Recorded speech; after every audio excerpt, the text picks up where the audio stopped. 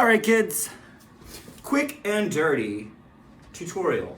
So in my JJFit challenge class, that's every Friday at 6 a.m., we always do some kind of a hip hinge. And one of my favorites, so a hip hinge, so this is a squat, down, butt down. This is a hip hinge, karate chop at the hip. So hips go back, hips go forward. Really good for working your glutes, your hamstrings, keeping your lower back nice and strong if done correctly. One of my favorite hip hinges is a kettlebell swing. Most of my students don't have kettlebells, which is cool, so we often swing dumbbells.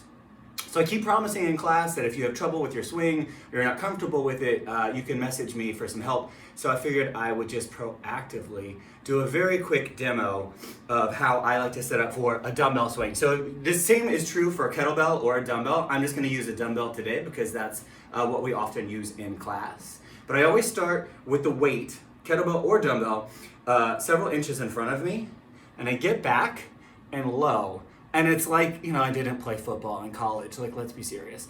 But it's like hiking a football, as I would imagine. My feet are nice and wide, my chest up, my shoulder is back, my spine is neutral. All right, so I'm gonna show you front, and then I'm gonna turn to the side and show you this way as well. So I always say in my head, hinge, pop. So I'm in a hip hinge. Look, my butt is back. I'm not in a squat. This is a squat. This is a hip hinge.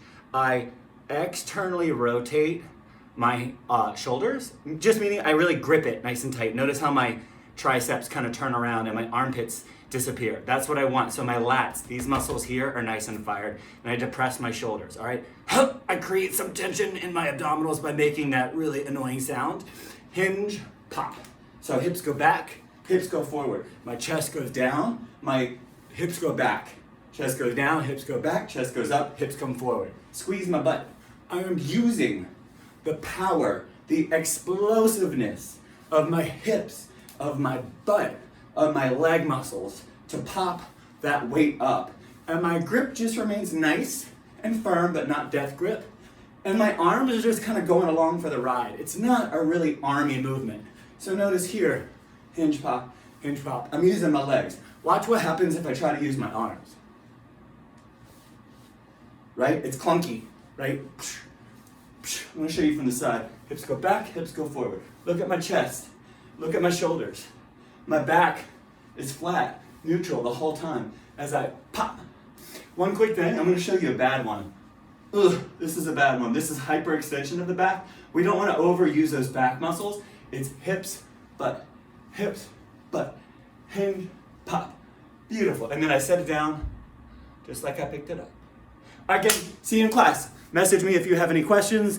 You can always use, if you don't feel confident with that, drop to the floor, put a band around your knees, do some glute bridges instead. This will make you, it'll get your heart rate up, total body movement, really, really good for developing the glutes and hamstrings. All right, have a great day. Bye. See you in class.